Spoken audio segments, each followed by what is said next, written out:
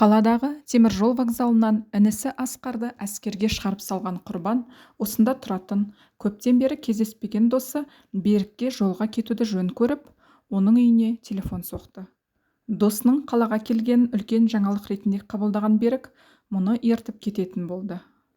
Құрбан қалаға өте сирек келетіндіктен айналасына таңырқай қарайды. Жанынан ары-бері өтіп жатқан қыз-келіншектерге де ұрлана көз тастайды. Бір кезде ту сыртынан «О, Құрбан!» деген таныс үн шықты да, артынша әлгі дауыстың иесі бұны құшақтай алды. Екеуі вокзалдан шығып, қарсы беттегі көшенің бойынан такси тоқтатпақшы болды. Қалаға әбден бойы үйреніп алған Берік аяғын ширақ басып, еркін келеді. Құрбан болса әлденеден қысылатын сияқты. Үстіндегі киімі ескі және қазіргі үлгіде болмағандықтан көшедегілер түгілі Беріктің өзінен қысылып, өзін қорашсынып қояды. Таксиші қас пен көздің арасында Беріктің үйінің тура алдына келіп тоқтады. «Міне, біздің үй осы. Сатып алдың ба?» «Иә, әрең дегенде қолымыз жетті ғой. Тұрғанымызға 4-5 ай болып қалды. Осы уақытқа дейін әркімнің есігінің алдында күн көрдік. Өзіңнің жеке баспанаң болғанына не жетсін? Ауылдағыдай жер әлемді қоршап алу қайда? Аула тым тар екен». Берік есікті қағып еді, арғы жақтан Күлпаш есікті ашты. Құрбан Беріктің келіншегін бір-екі рет көрген болмаса, жіті танымайды. Күлпаш Құрбан жайлы Беріктен көп естігендіктен қысылмай, «Құрбан, Құрбан деуші едің, жолықтыңдар ма, әйтеуір?» деп әзілге жеңдіре күйеуінің досымен жылы амандасты. Құрбан аяқ киімін шешіп жатып, үйіне көрімдік беру керектігі есіне түсті дағы ақшасын ойша бір санап алды. Бір нәрсесі болар деп тәуекелге салып, қаржысының жартысын бере салмақ болды. Бірақ ертеңгі жол кіре жайы тұқыртып, райынан еріксіз қайтты. Беріктің досы келді деп ас қамымен жүгіріп жүрген Күлпаш төргі бөлмеге дастарханды келістіре әзірлепті. Құрбан мына дастарханның жайылысына, Күлпаштың зырыл қағуына қарағанда басқада күтіп отырған қонақтары бар шығар деп топшылады. «Құрбан, сен отыра бер. Мен қазір 10-15 минуттың ішінде бір жігер барып келіп қояйын». «Әй, Күлпаш, шай алып кел. Мына Құрбан құрдасың сенімен оңашада шай ішемін дейді». «Қазір». Берік үйден шығып кетті. Қайда кеткені белгісіз, сірә ішімдік алып келуге кеткен болар. Құрбан дастархан басына жалғыз қалды. Асханадан Күлпаштың ыдыс-аяқты тықырлатқан дыбысы еміс-еміс естіледі. Көрші бөлмеде кішкене нәрестенің жылаған даусы шықты. Мамасы дастархан мәзірін бүлдіреді деп, Құрбан отырған бөлмеге әдейі кіргізбеген болу керек. Үй іші жинақы, қабырғаға ілінген кілем, әсем гарнитур, диван, креслолар, еденге төселген қып-қызыл палас, терезеде тұтылған перделер, есік жақтағы бұрышқа қойылған теледидар, бәрі бөлмеге сән беріп, өз орындарына рет-ретімен орналасқан. Япырмау, кеше ғана өзімен бірге жүрген Берікте өзінше отау құрып, дүние мүлік жинап, жұрт қатарына қосылып қалыптау. Әйелі бар, баласы бар, үйі бар, тып-тыныш өмір сүріп жатыр. Қандай бақытты. Ал мен ше? Құрбан жабырқап қалды. «Ал мен ше?» деген сұрақты өзіне өзі қойып алып, жауабы белгілі болған соң үн-түнсіз тына қалды. Бөлмеге қолында буы бұрқырап, қайнаған шәугімі бар Күлпаш кірді де: «Күтіп қалдыңыз ба? Қазір шай демдеп жіберейін, нан ауыз тиіп отырыңыз», деді дағы іле әзілдеп. «Немене, құрдасыңыздың үйіне құдалыққа келгендей сыпайы болып қалдыңыз ғой? Әлде қалаға келген соң не бір сұлуларды көріп, есіңіз кете соларды ойлап отырсыз ба?» Құрбан да әзілге қара жаяу еместін. Құрбанның санасында: «Мынаны қарашы, 35-ке келгенше үйленбей жүргенімді бетіме салық қылып әзілдеп отырған. Бұрын соңды бір-екі көргенім болмаса, бұлай ашық жарқын екенін білмеппін. Құрдасыңның әйелі томсырайып немесе өзіңе кекірейіп отырса, ол да қиын ғой. Шіркін, менің де әйелім», дегендей ой қылаң беріп өтті. «Көшеде көрген қыздардың сұлулығы сізден асып кете алмағандығына іштей таңырқап отырмын». «О, онда мені ауылыңызға алып қашсаңызшы, тіпті қызық болар еді. Сізге ескерте кетейін, менің сіз дегенім жарасады, ал сіз маған сіз демей-ақ қойыңыз. Өйткені жаңа танысып, білісіп отырған жоқпыз ғой. Оның үстіне Берікпен тай құлындай тебісіп, бірге өскендігіңізді, онымен жұбын жазбай бірге жүрген кезіңізді бәрін естігенмін. Сондықтан етене бір-бірімізді жақсы білетін адамдарша сөйлесіп кете берейік. Бұған қарсы болмассыз?» «Әрине, қарсы емеспін. Бірақ Беріктің көзінше сен деп Оңашада сіздеп жүре берейін, деп Құрбан кеңк-кеңк күліп алды. Қолында 2 шөлмек ішімдігі бар Берік үйге кірді де: "Күтіп қалдың ба? Бағана жолай мына құрғырды ала келмеппін. Дүкендердің бәрі жабылып қалыпты. Біраз сандалып әрең таптым", деп Құрбанның тізесіне қолын тірей жанына келіп отырды. "Күлпәш, тамағың пісті ме? Тез әкел. Оған дейін біз мынадай жайлап ұрттап отырайық." Құрдастар дастархан басында өткен-кеткенді, оны-мұны сөз етісумен түннің бір уағына дейін отырды да дем алуға бет алды. Құрбан сыпайылық сақтап, ащы суды тартыңқырап ішті. 2 шөлмектің біреуін тауысып, екіншісін мойнынан сәл түсірді де қалғанын ішпей қоя салды. Сол ішкен ащы судың өлі ағзаларына әжептәуір әсер етті, бірақ екеуі де сыр бермеді. Күлпәш төсекті Берік пен Құрбанға қатар салып берді де, өзі баласын көтеріп, басқа бөлмеге кетті. Оңаша қалған құрдастардың әңгімесі қайта жалғасып, ақырында сөз ырғағы Құрбанның бойдақтығына келіп тірелді. Бірінші сөзді Берік бастады. "Бұл не жүріс? Осының мәнін түсіндірші." "Дұрыс айтасың, Берік. Үйлену керек. Мен сорлы, бас құрағысы келмей жүр дейсің бе? Шынымды айтсам, сөз байласқан ешкімім жоқ. Өзімнің ынжықтығымнан ғой, осы уақытқа дейін жүре беріппін. 1-2 қыз кездесіп еді, оларды апам жақтырмай, райымнан қайтарып тастады. Бәрі де өзімнен. Жастық шақ мәңгілік басымда дәурен құрып тұра беретіндей көрінді ғой. Өмірді өтпестей көрген сорлы басым 35-ке қалай келіп қалғанымды білмей қалыппын. Сенен жасыратын не сыр бар? Мүмкіндік болса, әйелді қыздай алған дұрыс қой. Бірақ маған қазір бәрібір. Кеуден шыққан келіншек болса да бас қосуға әзірмін. Тек өмірді түсінетін, әр нәрсенің қадірін білетін, мінезі жайлы болса, сол жетеді. Бұған сенің көзқарасың қалай?" "Оны өзің біл. Сенікі де бір жағынан дұрыс. Біз былай етелік. Ертең жексенбі, сондықтан екеуміз көшеге шығайық. Сені керемет сұлу бір келіншекпен таныстырайын. Ол дүкенде сатушы, мінезі жұмсақ, биязы жан. Күйеуі ауырып қайтыс болды да, төркініне қайтып келген. 2 жасар баласы бар. Мен оны жақсы білемін. Күлпәштің бөлесі. Түсіндің бе? Өзіңе көрсетемін. Сөйлесесің. Ұнатсаң, өз қамыңды істей бер. Келістік пе? Егер оған тұрақтамасаң, тағы да қарастырамыз. Айтпақшы, ауылдағы Күлпән мен Ұржанға неге сөз салмадың? Менсінбейді деп ойлайсың ба?" "Ой, сен де қайтады екенсің. Олардың мекен-жайына бағытталған сөз көп қой. Арттарынан әбден сөз ерген, оларға жолап не керек?" "Жарайды, сонымен ертең қаласың ғой. Көреміз." "Ой, не көретіні бар? Асығыс болсаң, түстен кейінгі автобусқа шыға саласың. Біз онымен түске дейін ақ жолығып қоямыз. Маған сенбейсің ғой, ә? Мен табаныңа шөңге кірсін демеймін." "Берік, ақыр айтып қалдың ғой, сол келіншектің тап-қазір суреті болса маған көрсетші." "Қазір көрсетейін." деп Берік сөреде тұрған альбом ішінен суретті тапты да оны Құрбанға ұстатты. Бір топ қыз келіншек түскен суретке қараған Құрбан шыдамсызданып, "Мынаның ішінде қайсысы?" деп Берікке жақындады. Міне, бірінші қатардан солдан оңға санағанда екінші тұрған келіншек. Келіншек тым ажарлы екен. Қап-қара көздері, сәл қырлау келген мұрыны өзіне жарасып тұр. Тек шашын қысқалау етіп қырыққаны жігітке ұнай қоймады. Құрбан жансыз бейнеге ұзақ қарады.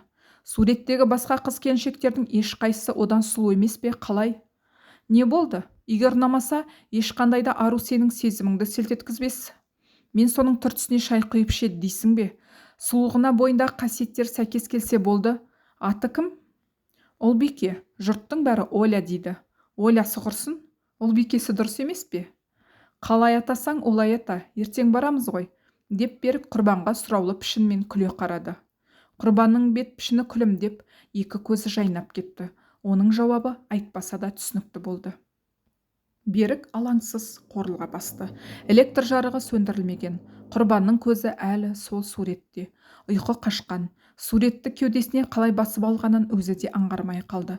Дереу өзінен өзі қысылып, суретті столдың үстіне қойды. Құрбанға таң атпайтындай көрінді. Қыстың түні тым ұзақ болғанынан алып, төсекте дөңбекшумен болды. Құрбан таң атар-атпастан ерте тұрып алды. Мұның құбырлап киініп жатқанын Берік те оянып кетті. "Қалай? Жақсы демалып тұрдың ба? Әлде Ұлбикені елестетіп түнімен ұйықтай алмай шықтың ба?" деп Берік сөйлей жүре киіне бастады. Қыз ойлаумен осы уақытқа дейін қаншама түндерім ұйқысыз өтті емес пе? Бірақ адамның еті де үйреніп кетеді екен. Қолыңнан ештеңе келмеген соң қорқор етіп ұйқыға бас қоясың. Дегенмен көзің кіртиіп кетіпті, түнімен ұйықтамағансың-ау деймін, деп Берік жымия күлді. Қайта бүгін жақсы ұйықтадым. Көзімнің кіртиіп тұрғаны түндегі ішкен арақтың әсері шығар, деп Құрбан да есесін жібермей жатыр. Берік, ақыр оған баратын болсам үсті басымды реттейін, мына түрімнен адам түгіл ит шошып кетер. Шашымды қысқартып берші. Қазір бәрін қатырамыз. Шашыңды реттеп, үстіңе иіс су себеміз. Менің киілмеген костюм шалбарым бар, соны киіп, жалт-жұлт етіп шыға келесің. Содан кейін саған қай сұлу қарсылық білдіреді екен, көреміз. Таңғы шайдан кейін екеуі ұрын баруға әбден әзірленді. Әр нәрсеге қолының ебі бар Берік құрдасының шашын келістіре қысқартып берді. Бидай өңді, қыр мұрынды, жалқытты келбеттің кескіні келісті, ұзын бойлы Құрбан үстіне дене бітімі өзімен шамалас, Беріктің су жаңа костюм шалбарын, ұзын пальтосын, басына анда тұр құлақшынын киіп, мойнына қызыл жолақты шарфын таққанда жұтынып шыға келді. Айналдына қайта-қайта барқыштап жүр бол. Ту, адам көркіші Берік, деген рас-ау, қалай байқамағанмын. Бар тапқан табысыма арақ ішіп жүре беріппін ғой. Қап осыдан, деп ойлады. Екеуі көшеге шықты. Берік деймін, тыңдашы, оған нендей себеп айтып барамыз? Бір вечер болса мейлі екен, ертіп барайық деп келдік дейтін. Не болмаса? Ту, сенің дегбірің қашып бітті ғой. Әбден қоян жүрек болып қалғансың ғой. Сен үндемей жүре бер. Өзің бір танысып алған соң, әрі қарай мені де керек етпессің. Немене сен үшін ертіп баратын тек вечер керек пе? Театр бар, ресторан бар, кафе бар. Одан несіне қорқасың? Осы жерге келгенде Құрбанның маңдайынан ыстық тер бұрқ ете қалды. Оны жеңімен бір сүртті де. Ойбай, қалтамда көк тиын ақшам жоқ, ондай жерге қалай алып бармақпын, деді. Ол жағын уайымдама, деді Берік Құрбанға 1000 теңгеліктен 10 данасын ұсынды. Құрбан не аларын, не алмасын білмей сасып қалды. Мәссаған, 10.000 теңге. Ала бер деймін. Керегі жоқ, өзімде де бар. Ал деген соң ал, бір-бірімізге осындайда көмектесе алмасақ, несіне доспыз? Құрбан еріксіз ақшаға қолын созды. Құрбан, айналайын, Берігім-ай, бұл жақсылығыңды еш ұмытпаспын, деп айқайлап жіберуге шақ қалды. Құрбанның көз жанары іштей айтылған сөздерді жаңғыртып тұрғандай. Екі құрдас Ұлбикенің жұмыс орны қала орталығындағы үлкен азық-түлік дүкеніне келді. Құрбан дүкенге кірген бетте кешегі суреттен көрген келіншекті дүкен ішіндегі сатушы қыз келіншектердің арасынан бірден таныды. Берік сатушылардың бәрін бес саусағындай білетін болып шықты. Өзін еркін ұстап, әрқайсымен әзілдесіп, Ұлбике тұрған жерге қарай жүрді. Құрбан не істерін білмей дүкеннің төбесін тіреп тұрған үстіндей дәл ортада состиып қалды. Ұлбике, қалай жұмысың жүріп жатыр ма? Жаман емес, өзің қалайсың? Күлпаштың қал-жағдайы жақсы ма? Шүкір. Немене, дүкенге таң атпай жетіп келіпсің? Бір нәрсе керек болып, Күлпаш қуып жібергеннен сау ма? О, жетпей жатқан нәрсе көп қой, бірақ сауда жасауға келген жоқпын. Ауылдан досым келіп еді, соны қыдыртуға шыққанмын. Құреке, бері кел, Ұлбикенің саудасын жүргізейік. Құрбан дәл ортада қақшиып тұрып қалғанын енді сезгендей, жан-жағына алақ-жұрап қарап алды да Берікке қарай жүрді. Екі көзі Ұлбикеде. Бұл жігіт менің тай-құлындай тепсіп бірге өскен ауылдағы жолдасым, танысып қойыңдар, деп Берік Ұлбикеге қарады. Ұлбике. Құрбан. Жігіттің үні тамағына қылтық тұрып қалғандай зорға шықты. Екеуі бір-біріне қол созып еді, Құрбанның әлеуетті қолы келіншектің үлбіреген ақ мақтадай саусақтарын көміп қалды. Жігіттің екі тізесі дірілдеп, оны ешкімге байқатқысы келмей, сатушының алдындағы үстелге бір санын тіреп тұрды. Ұлбике, жұмыстан соң бізбен бірге қыдыруға қалай қарайсың? Күлпашта үйде қамалып отыра беремін бе? Мен де бір көңіл көтеріп қыдырайыншы, деп миымды ашытып болды. Құрбан да ауылдан келіп қалған екен. Екі бөле, екі дос болып жақсылап бір бас қосайықшы, жарай ма? Деп Берік жадырай сөйледі. Ұлбике Беріктің сөзінен нені меңзеп тұрған анық біліп тұр.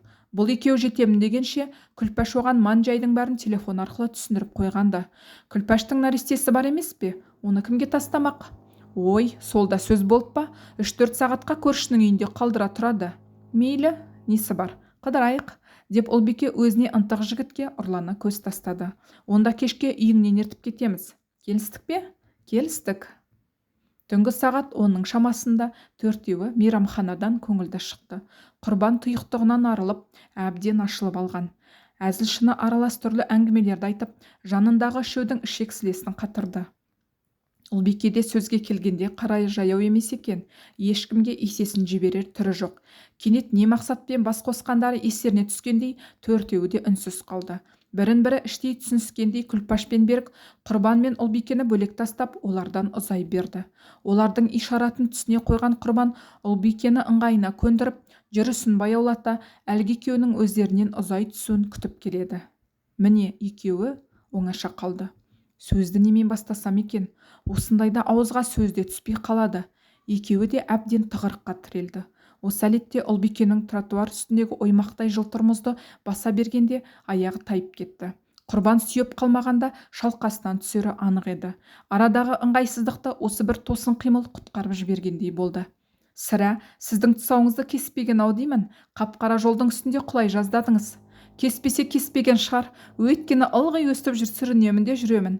Бірақ әйтеуір әлдебір себептермен жығылмай-ақ келемін. Айтпақшы, менің үйім міне жақын қалды. Әрі қарай өзім-ақ барамын. Беріктерді қуып жетіңіз, әйтпесе далада қалып қоярсыз. О, не дегеніңіз? Берік барда қам жемеймін. Менің бір түн далада қалып кетуім сізді үйіңізге дейін жеткізіп салуымның қасында түкте емес. Олай болса, өзіңіз біліңіз, тек сіздің халіңізді ойлап жатқаным ғой. Екеуі 4 қабатты үйдің жанына келіп тоқтады. Міне, біздің үй осы. Бірінші подъезден кіремін де кетемін. Кіресіз де кетесіз, ал мен өз жөніммен. Бәлкім, біраз әңгімелесуге уақытта барсыз. Мәселен, қандай тақырыпта? Сіздің қалауыңызбен, егер сіз ұнатсаңыз, махаббат туралы. Ең қызық тақырып осы емес пе? Әлде сауда туралы айтамыз ба? Одан да бұл тақырыпты махаббат пен сауда десек, тіпті қатып кетер еді. Дегенмен, қоштасқанымыз дұрыс болар. Үйде балам бар еді, сіңілімнің мазасын алып жатқан болуы керек. Ренжімеңіз, сау болып тұрыңыз. Ол қолын ұсынды. Құрбан да нәзік саусақтарды қыса ұстап, Ұлбикеге тесіле қарап қалды. Ұлбике де жанарын тіке ұстап, қолын өзіне тарта берді. Жіберіңізші, қолыңыз батып барады. Жіберіңіз деймін, деп келіншек екі қолмен жігіттің кеудесінен әлсіз итере берді. Ер құшағын сағынған жас келіншек әлсіз қарсылығы жігітке құшақтай түс дейтіндей. Жігіттің де тас мүсіндей денесі жас келіншектің ыстық демен елжірей еріп, ерекше бір қызыққа бөленді. Осы бір жігіт тарапынан болған батыл қимыл екеуінің арасын тым жақындатып жіберді. Олар үйдің жанындағы орындыққа келіп жайғасты. Масқарай, маған не болған? Жеңілтек жезөкшелерше жаңа таныса салып, жігіттің құшағына бірден құлай кеткенім қалай? Ол мені жүргіш біреу екен деп отырған шығар. Яттағай, деп келіншектің екі беті ду ете қалды. Жігіт те өз ойымен әуре. Осы мен де қызықпын. Бір ұзын етектіге жақындай бергенімде, ол бірден көне кетсе, ой, жеңілтек біреу екен ғой деп, одан аттауымды ала қашамын. Егер көнбей қылымсып, өзге мінез көрсетсе, бұлқан-талқан болып, қолымды бір сілтеп жүре беремін. Міне қарашы, Ұлбикеге қатысты да сондай көзқарасым жылт еткен сияқты деген жігіт көңіліндегі сүреңсіз ойлардан арылғысы келгендей келіншекті құшақтай берді. Ұлбике, тыңдашы, осы бір түніміз аяқсыз қалдырмасақ деймін. Мен сізді алғаш рет суретте көргенде-ақ шын ниетімен ұнатып, дұрысын айтқанда сүйіп қалдым. Сурет жай ғана жансыз бейне ғой, ал нағыз өзіңізді көргенде қандай күйде болғанымды сізге ауызбен айтып жеткізе алмаспын. Мұны біз бір көргеннен құлай сүю дейміз бе? Әлде жай әншейін қызығушылық дейміз бе? Меніңше шынайы сүйіспеншілік тәрізді. Жоқ, бұған келіспеймін. Бір көргеннен бір-біріне құлай кететін адамдар сүю дегенді ұнату, жақсы көру сезімдермен шатыстырып алатындар. Сүйемін дейсіз.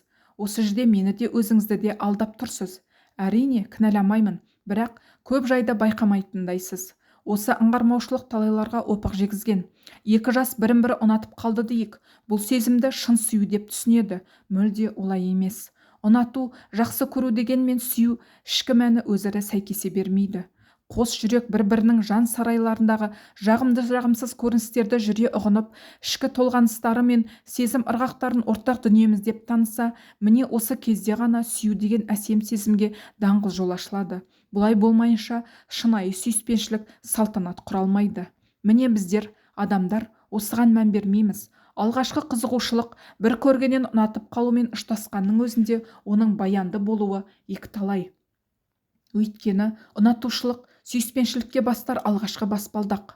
Ал осы сатыдан нағыз сүйіспеншілікке ұмтылған махаббат өз көкжиегіне көтеріле алмай қалуы мүмкін ғой.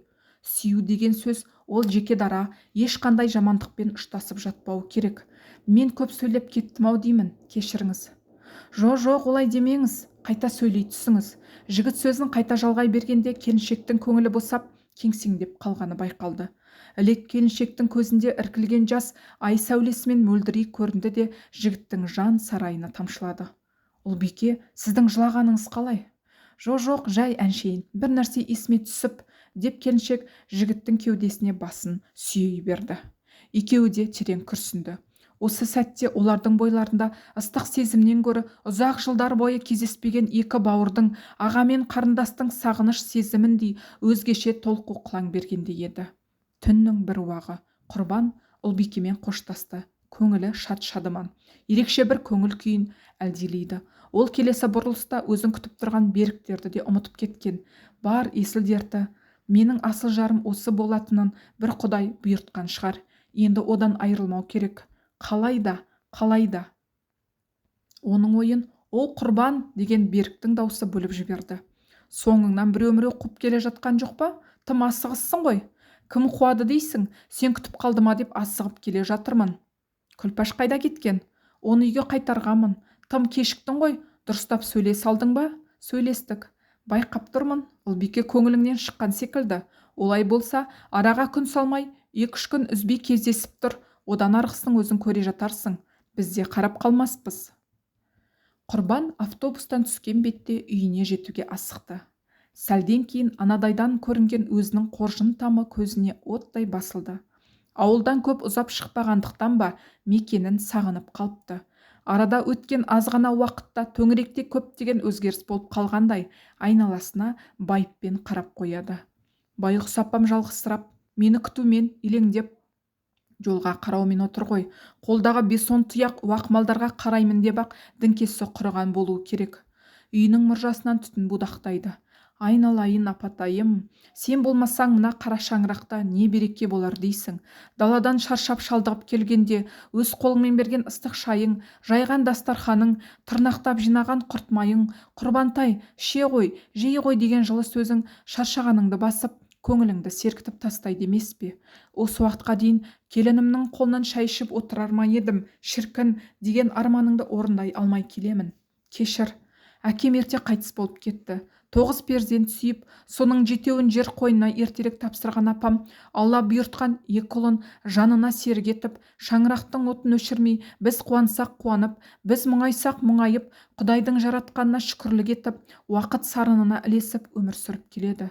Інім де үкімет тарапынан берілген көмекті пайдаланып, әскерден алып қалайық дегенге көнбей, қырсығып, әскерге кетем деп қоймады. Оның кеткені де апама оңай дейсің бе?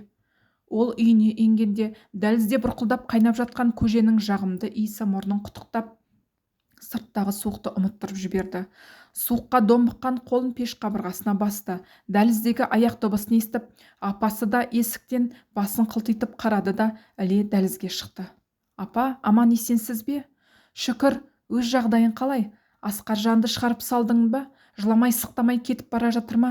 Әйтеуір үстіндегі киімі де жұқалау еді, деп кепсеңдеп қалды. Ту, апа, әскерге баруға өзі құштар болған жоқ па? Ертең-ақ сарт етіп жетіп келеді, уайымдап сонша не болды? Шырағым, даладағы май ішеді, үйдегі қан ішеді демей ме? Қой, үйге кір, тоңып қалған шығарсың. Жол кіреңе ақшаң жетті ме? Зейнетақыны да дер кезінде ала алмай қалдық қой. Жетті апа, жетті. Балаңызды әндетіп тұрып шығарып салдық. Жанындағылардың ең ұзыны сол, ешкімге дес бере қоймас. Ауылда өскен аңқау ғой, қаланың бәлелері түп жейтін шығар. Қырсыққанда ауылдан жалғыз өзі кеткенін қарасайшы. Қой, ыстық шай ішіп ал, тамақта қазір дайын болады. Айтпақшы, ертең ана тоқал ешкіні сойып, Құран оқытып жіберейік. Өзі де қысыр шығар, іші жинақы көрінеді. Қысыр емес болатын, анада іш тастап кеткен. Оны сізге айтпаған екенмін ғой. Одан да мүйізді ала ешкіні сояйық. Бәріне қырғындай тиіп болды. Жоқ, тоқал ешкіні соя бер. Жарайды. Ертесіне өз әулетіне қатысты барлық туыстарына ас берді де, қонақтарды шығарып салып, апасы екеуі оңаша қалды. Екеуі екі жерде үнсіз отыр. Апасы терең күрсінді. Құрбан шалқасынан түсіп көзін бір нүктеге қадаған күйі әр нәрсені ойлаумен жатыр. Анда-санда шешесіне көз тастап қояды. Әңгімені неден бастасам екен? Апам анда-санда қыңқылдап, неге үйленбейсің деп мазаны алушы еді. Міне қарашы, сол мазалаған сәті енді керек болып отыр. Айтпақшы үйленемін деймін, үйде көк тиын ақша жоқ. Аздаған тиын тебенді кеше жараттық. Бәлкім апамның тығып жүргені бар шығар. Болмаса ше, егер болса, қай күні қаржыдан қысылғанда шығаратын еді ғой. Дегенмен өмір бойы күткен өз үйінің ұлы тойына сақтағаны бар шығар. Ол айналасына самарқау көз тастады. Уақытылы әттелмеген қабырғалары ыстан көрінбейді. Үй ішінің мүліктері де тым жұпыны, әбден ескірген. Төбеде бірдекілі шылау тербеледі. Кісі күтетін бөлме де тым жүдеу. Құрбан, басқалар зәулім-зәулім үй салып, астарына қос-қос машина мініп жатқанда, бізді ең болмаса теледидарда жоқ екен-ау. Тек бұрыннан келе жатқан жалғыз радио ғана бар. Ол да сөйлемейді. Тапқанымды біреу арқамнан қақса, сонымен бірге ішіп-жеп жүре беріппін-ау. Үйім бар екен-ау, мен де алға қарай ұмтылайын, тұрмысымды түзейін деген ой осы уақытқа дейін санама кіріп шықты ма? Өзіммен бірге өскен құрбыларым кім? Мен кіммін? Бәрі де үйлі баранды, бір-бір ошақ түтетіп отыр. Сонда олардан менің мына қай жерім кем? Олардың менен несі артық? Ай, мисыздығым-ай, бірақ әлі де кеш емес. Бәрі де Құдайдың бұйрығы шығар. Күлкім келеді. Күт бұйрықты, күт, осылай жатып алда күте бер. Ол ызаланып жұдырығымен текемет шаңын бұрқ еткізіп қойып қалды. Баласын ұйықтап жатыр екен деп ойлаған анасы, «Ей құрбан, не болды? Жайсыз түс көріп жатырсың ба?» деп күйбелектей сөйледі. «Жоқ апа, мына қолым ұйып қалыпты, соны қимылдатқан түрім ғой», деп анасының сұрағын елемегенсіді. Құрбан қанша оқталса да анасына ішкі сырын айтуға ыңғайсызданды.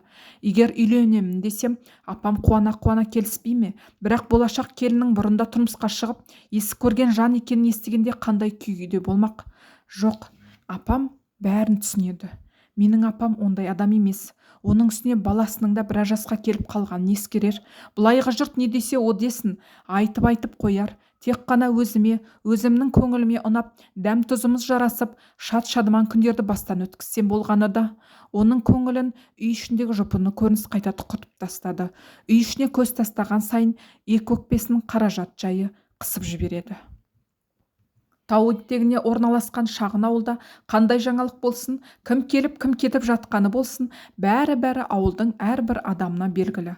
Сол сияқты құрбанның да үйленетіндігі, оның баласы бар келіншекпен бас қосатындығы, ол келіншек Сәлімнің ұлы Беріктің әйелі Күлпәштің бөлесі екендігі әлде қашан ауылға тарап кеткен. Біреулер, қашанғы жүрсін, жөн десе, біреулер, ойбай, не дейсің?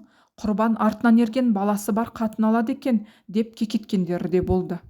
Ымырт үйіріліп қалған. Қыстың тоқты тоймас қысқа күні ысырылып, түн мезгіліне орын бере бастады. Кейде шабаланып, кейде самарқау үрген иттердің даусы кешкі ауаны тілгілей бір-біріне ұласады. Ағайын, көрші қолаң бәрі жиналып, құрбанның үйінде келіннің түсуін күтіп отыр. Бәрі де үлкен жолдың бойына көз түседі. Жарық көрінсе болды, жиналған жұрт даурығып қалады. Әлгі жарық бұл ауылға соқпай өте шыққанда, «Ой, өтіп кетті, олар емес екен» деген сөздерді бірінен соң бірі қайталай айтып, сабасына түсе қояды. Әне бір көзі жанған машина келе жатыр. Солар ғой, Құрмаштың Жигулимен кеткен. Оның бірақ көзі жанатын. Солар, әлгі жарық ауылға қалай бұрылды. Пипілдетіп, сигналды аямай беріп келе жатқан машина дегенше үйдің есігінің алдына келіп тоқтады. Орамал алып жүгірген әйелдер келіннің бетінен кезек-кезек сүйіп, екі қолтығынан демеп, «Шырағым, табалдырықтан оң аяғыңмен атта», деп ішке алып кіріп кетті. Құрбанның шешесі Күлай күйбелектеп жүр. Есік көрген, бет ашылып қойған келінді де осылай қарсы алам екен, деп күңкілдегендер де табылды. Бұл Күлай апаның көптен күткен қызығы ғой, деп осылай қарсы алғанды құптағандар да табылды. Құрбан керім-кетімді кісілерді шығарып салып, қайын жұртының да есігін көріп келді. Ұлбикенің соңынан еріп келген кішкентайына да Күлай апа бірден бауыр басып кетті. Көптен бері сәби иісін аңсап жүргендіктен бе, өгей бала екен ғой деп жатырқаған жоқ. Ұлбике келгелі үйдің іші де көңілденіп, отбасы мүлде басқаша күй кешіп жатты. Кемпір байғұс немересін бауырына басып, күндіз-түні жанынан тастамай алып жүреді. Ұлбике бұған іштей риза. Келіннің аяғынан, қойшының таяғынан деген рас екен-ау. Ұлбике келгелі қара шаңырақ бір көтеріліп қалды. Арақтың соңына ілесіп, ауылды адақтап кететін Құрбан да бұл жаман әдеттен тыйылып, мектепке қоймашы болып жұмысқа тұрып алды. Уақыт ойдағыдай өтіп жатты. Бірақ мына бір жаңа оқиға жаңадан құрылған отаудың шаңырағын сынаққа алып, Құрбан мен Ұлбикені әжептәуір есеңгіретіп жібергендей болды. Оқиға былай болып еді. Құреке, оу Құреке! Деп айқайлаған дауыс бұны артына жалт қаратты. Анау бұған қарай асығып келеді. Бұл кім? Шырамытып барып таныды. Тілеу ғой, бұл неғып жүр? Бұл оған қарсы жүрді. Тілеу, ассалаумағалейкум. Уағалейкум ассалам. Немене құлағыңызды бітеп алғансыз ба? Айқайлап келемін. Қарайтын түріңіз жоқ. Жарайды, сізге жолығайын дегенмін. Анау күні ініңіз әскерге кетерде менен бір қой алып, керегіне жаратқан. Өзіңіз де білетін шығарсыз. Соны сұрай келіп едім. Әзір қоя тұруға болатын еді, бірақ қойдың басы кеміп кетіп, әркімнен алашағымды жинап, орнын толтырсам деп едім. Қойыңды қайтарамын. Тек 2-3 апта шыдай тұр. Үйде қазір тігерге тұяқ қалмады. Әйтеуір кешіктірмеңіз. Мен де жетісіп жүрген жоқпын, Құреке. Білемін ғой, ренжіме, бәрін де түсінемін. Үйге жүр, әбден тоңып қалыпсың. Жеңешеңнің шайпайын шейік. Тілеу Құрбанға ілесіп үйге келді. Екеуі шай үстінде әрненің басын шалып ұзақ отырды. Тілеудің сыбағасы ретінде тойдан қалған бірер шөлмек ашылып, ащы су көмейге құйылған. Тілеу қызара бөртіп, әжептәуір масайып қалды. Бір-екі шөлмекке сыр бере қоймайтын ірі денелі Тілеу лепіріп отыр. Құрбан араққа жеңілдеу болатын. Екінші шөлмекті тауыспай жатпақ, әл дәрмені құрып сөйлеуге шамасы келмей қалды. Құрбанның мас болып қалғанын көрген Тілеу мұнда отыра беруді жөн көрмей, қалған арақты қырлы стаканға толтыра қойып, сіміріп алды да кетуге ыңғайланды. Тонын киіп алған ол құлақшынын таппай теңселіп тұрғанда бөлмеге Ұлбике кірді. Жеңеше, жаңа осы жерде құлақшынымды тастап едім, қайда құрығанын? Қазір Құрбанның астына бастырылып қалған шығар. Міне, мұнда жатыр екен деп Ұлбике құлақшынды Тілеуге ұсынды. Тілеу құлақшынды ала бергенде Ұлбикенің ұсынып тұрған қолына қолы тиіп кетті. Сол бір елеусіз секундтарда қанына арақтың күші әжептәуір сіңген алпамсадай Тілеуді түрлі сезімдер билеп, жанарын Ұлбикеге қадаған күйі тұрып қалды. Ұлбике бұрын соңды көрмеген қонағының тосын әрекетінен сескеніп, бойын жинап алды да тысқа шығып кетті. Тілеу Құрбанды оятып көріп еді, ол тұра қоймады. Ұйқы мен араққа әбден шырмалған ғой, деп сыртқа беттеді. Аула тым-тырыс. Есік алдында орналасқан асхананың кішкене терезесінен жарық сәулесі жылтырайды. Ол сол терезеден ішке үңілді. Асханада жанында үйілген кір киімдерді жуып Ұлбике отыр. Тілеу терезеден үңіліп, аз кем аялдады. Пешті аямай жаққаннан әбден ысыған бөлмеде Ұлбике желең көйлекпен ісіне беріліп кіріскен. Төсіңкерген қосанары мен жұп-жұмыр ақ балтыры Тілеудің масан көңілін тіпті желіктіріп жіберді. Тілеуді мына көрініс арам ойға жетеледі. Кедергі болар ешкім жоқ. Енесі немересін жетектеп көрші ауылға қыдырып кеткен. Құрбан болса анау, деп арам ойының қамауынан шыға алмаған Тілеу терезеге қайта үңілді. Сол баяғы көрініс. Терезе буланып әбден терши бастады. Енді сәл тұрса бөлме іші көрінбей қалатындай. Ол өзін-өзі ұстауға шамасы келмеді. Есікті жұлқи ашып, ішке енгенде Ұлбике селк ете қалып орнынан ұшып тұрды. Арада бір-екі ауыз сөз де айтылмады. Тілеу Ұлбикені алпамсадай денесіне қысып алды. Ұлбикенің айқайлауға да шамасы келмеді. Өйткені Тілеудің күректей қолы келіншектің аузын басып үлгерген. Көздері қанталаған Тілеу Ұлбикені кір-қоңның үстіне өзімен бірге ала құлады. Қанша қарсыласса да Ұлбике түк өндіре алар емес. Анау әп сәтте дәрменсіз келіншекті жартылай жалаңаштап та үлгерді. Әбден шаршаған Ұлбике лажсыздан оның дегеніне көне берді. Құрбан аз кем мызғып алған соң біреу түртіп оятып жібергендей көзін ашты. Бөлме іші тым-тырыс, әрі көңілсіз. Жаюлы дастарханның үстінде 3 бос шөлмек, кеседегі ішілмеген шай, темекінің шашылған күлі, бәрі-бәрі үй ішіндегі келеңсіз көрініске себепші болып тұрғандай. Бас айналып орнынан әзер тұрды. Не түс екенін, не кеш екенін айыра алмаған күйі сыртқа шықты. Аяғын тәлтіректеп басып, үйдің батыс жағына келіп отырды. Таза ауаға шыққан ол тынысы ашылып, едәуір жеңілдеп қалды. Осы кезде асхананың есігі айқара ашылды да Іштен сыртқы киімін қолына ұстаған Тілеудің шыққанын көрді. Анау бұны байқаған жоқ. Асығыс түрде ауладан шығып кетті. Құрбан бір сұмдықтың болғанын сезгендей орнынан тұра беріп еді, аяғының астындағы діңгекке сүрініп кетіп, етпетінен құлап түсті. Есін жиып, қайта орнынан тұра беріп еді, басы айналып қайтадан екі қолмен жер тіреп отырып қалды. Құрбан: япыр-ау, маған не болған? Жаңағы анық Тілеу ғой. Ол асханада не істеп жүр? Өзі суық қолдау еді, бір нәрсені жымқырып кетіп жүрмесе болғаны. Ұрласа ұрласын. Ұлбике қайда екен? Асханада болса, не ойлап кеттім, деп өзіне өзі сұрақ қойып отырғанда, мұның күдікті ойын растағандай асханадан Ұлбике де шығып келе жатты. Жоқ, Құрбан ашуға бойын билететін жігіт емес. Алайда мұндайда бойыңа ашу келмесіне несе адам болып жүрсің, деп өзін өзі қайрағандай болды. Бірақ санасына кіріп шыққан саңқилы ойлар оны тежей берді. Тілеудің соңынан жүгіріп барып жағасына жармаса кетуге болады, бірақ мен одан не ұтамын? Байбалам салып ауылды дүрліктергенмен соңында ел жұртқа өзім масқара болып, құры босқа әркімнің өсегіне ілініп, қатынына ие бола алмаған ынжыға танып кетпеймін бе? Ұлбикеге не болған? Шынымен ол соның еркіне көнгені ме? Бәлкім амалының жоқтығынан. Тұра тұр. Ол орнынан абайлап тұрды да асхананың терезесіне келді. Іштегі жуылмаған кір киімдер үйіліп жатыр. Бірден таныды. Әне, Тілеудің құлақшыны. Ол терезеден кейін шегініп кетті. Енді үйдің терезесінен ішке үңіліп еді, салынған төсектің бір шетінде бүк түсіп Ұлбике жатыр екен. Ол Құрбанға жылап жатқандай көрінді. Мастығынан арылмаған Құрбан оны тым аяп, жұбатқысы келді. Бірақ көңіліне ұялаған бөтен бір сезім оның жанына баруға кедергі болып тұрды. Іштегі ыза, қанға сіңген арақ Құрбанға даладағы аязды елетер емес. Бұл үйге кіргенде Ұлбике де басын жастықтан көтерді. Жанарынан жас байқалмады. Ұлбикенің жанарына Құрбанға қарауға шыдамай тайқып шыға келді де, іле екі бетінің ұшы қызарып, бей-берекет күй кешті. Ол бәрін менімен Тілеуден басқа ешкім білмейді дегендей үнсіз қалды. Келіншегін күнде еркелетіп, құшағына қысып жататын Құрбан бүгін сұлық түсе жатып алды.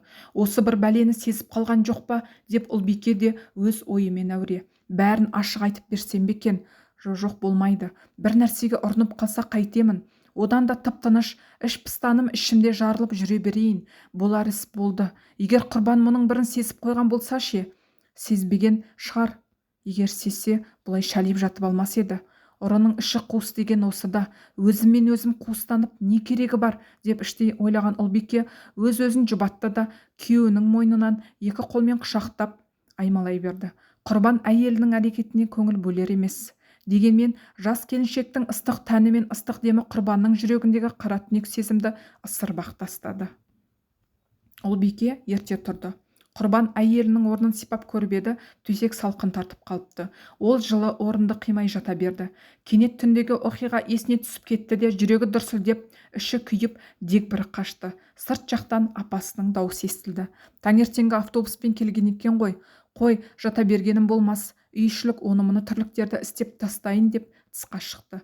Қыс ауасы қытымырланып, беті қолыңды шымырлатады. Жер бетін шықылай көмкерген қар күн сәулесімен жалтырайды. Құрбанның қолы еш нәрсеге барар емес. Ұлбикенің шайға шақырғанына да мойын бұрған жоқ. Ол қораның күншуақ бетіне шығып алып ойға берілді. Тәңірім-ай, бұзамын десең демдекен ғой, бірақ түнде шақшадай басымда шара еттің-ау. Құрбанның өз көңілін басқа жаққа аударайыншы деген ниетінен түк шыққан жоқ. Өйткені оның көз алдына Тілеу мен Ұлбике елес болып кетпей қойды. Бірақ тосын, әрі шұғыл шешім қабылдайын, бөтен мінез көрсетпейін деген ой сана сезімнен аулақ жатты. Оның мұндай шешім қабылдауға жібермей тұрған, иығына мықтап басқан зіл бар еді. Ол зіл анасы болатын. Анасы үшін Құрбан қандай ауыр жүк болса да көтеруге, төзуге әуір. Ол байғұстың қартайғанда көрген қызығының шырқын бұзып, ендігі кәрі қойдың жасындай қалған өмірін өксітіп, қара шаңырақтың берекесін қашыруға тиісті емеспін. Бәлкім, менің өмірім соңына дейін осындай азаптармен өтер, мүмкін олай болмас та. астыңдағы атыңа, қойныңдағы қатыныңа сенбе. Бұл мақалды да бір бейбақ басына таяқ болып тиген кезде налып отырып шығарған болуы керек. Мақал-мәтелдер қайбір жетіскеннен айтылады дейсің. Тіпті олардың бізге дейін өз күшін жоймай, сол қалпында жетуі әрбір адамның қиналғанда тіліне тиек етіп, қайталап, жаңғыртып отырғандығынан өшпей келе жатқан болар. Мақал-мәтелдер адамзат тағдырының шынайы көрінісі ғой. Құрбан өз үйіне кібіртіктей басып кірді. Еш нәрсеге зауқы болмағандықтан төрге төселген көрпешеге шалқасынан сұлқ түсіп жата кетті. Ол ақ қатынның жинаған үйіндей айпан-тойпан болған ішкі әлемінің мазалауынан құтылудың себебін таба алмай шарасыздық танытты. Осылайша Құрбан 3 күн бойы ешқайда шықпай үйінде жатты да қойды. Мектеп директорына қатты ауырып жатқандығын әлдекім арқылы ескерте салды. Күйеуінің томаға тұйық болып алғанын анық аңғарып жүрген Ұлбике осы бір нәрсені сезген-ау деп қатты дегбірі қашып жүрді. Құрбан ішкі күдігін Ұлбике әлгі түнгі оқиғаны жайып салғысы келіп қаншама оқталды, бірақ бұған екеуінің де батылдары бара қоймады. Құрбан Ұлбикенің өзінен нәрестелі болуын күтіп жүрген, кейде перзентті болудың жауапкершілігін іштей сезініп, шексіз қиялға берілетін. Ұлбикеде осы бір көңілсіз күндерден құтқаратын сол бір пәк нәрестенің дүниеге келуін асыға күткені сонша, күннің батысы, таңның атысы күн санап, сағат санап зарығады. Осы бір көңілсіздік тек қана Құрбанда емес, бүкіл шаңырақ мүшелерін сыртқы ортадан бөліп тастады. Анасының көңілінде қандай да бір қаяу болмаса да, келін мен баланың тым өзгеріп кеткенін түсіне алмай еңсесі езіліп бітті. Қайсы бір күні сөзге тартып, сырласқысы келіп, бірді-екілі әңгімені қозғап көріп еді, екеуі де шешіліп ештеңе айта қойған жоқ, тек тақырыпты басқа жаққа бұрып кете берді. Әрине, өзара түсінікті бір арнаға тоғыстыру оңай емес қой. Өйткені түсінік деген ағып жатқан арық емес, реті келген жаққа бұра салатын, ол деген ақырет.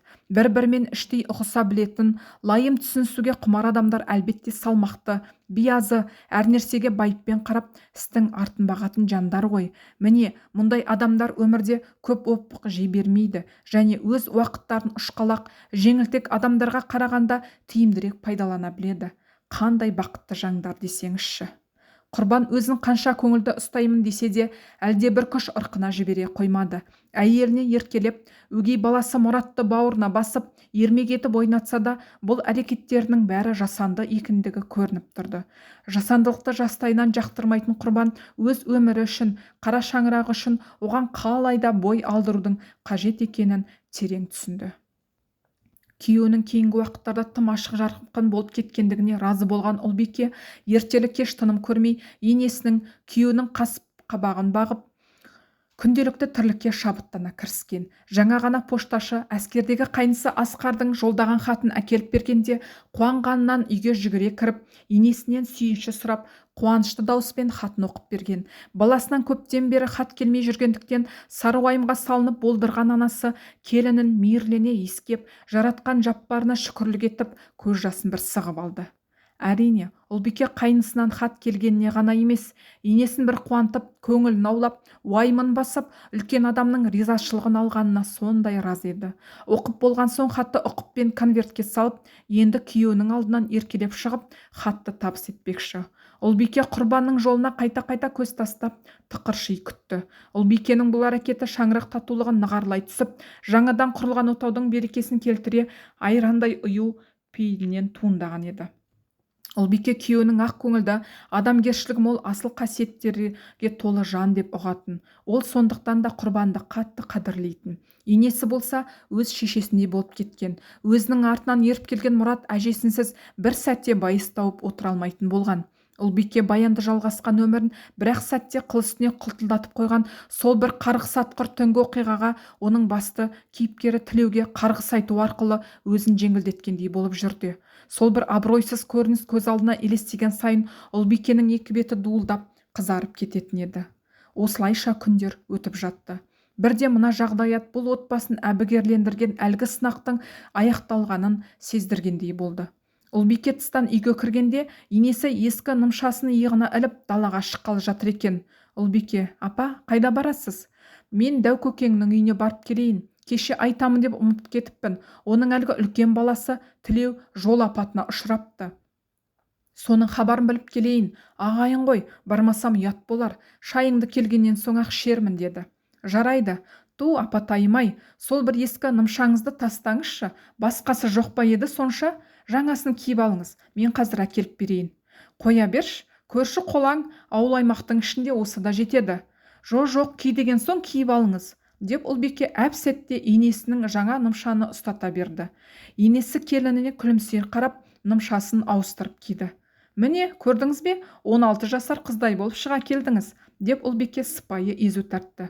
Қанша жерден мұздай киіндірсең де, енді бізге 16 жас қайда, деп кемпір бұрылып жүре берді. Енесінің соңынан қарап тұрған Ұлбике өмірдің зейнетінен гөрі бейнетін көп көрген аяулы жанның қадір қасиетін баз біреулер секілді өмірден озғаннан кейін емес, көзінің тірісіне түсінуге тырысып жүрген үшін өзіне өзі разы болды. Әр нәрсенің қадірін дер кезінде білмеген адам өз өмірінде көп нәрсені өкінішпен отырып еске алатындығын Ұлбике есінен әсте шығарған емес.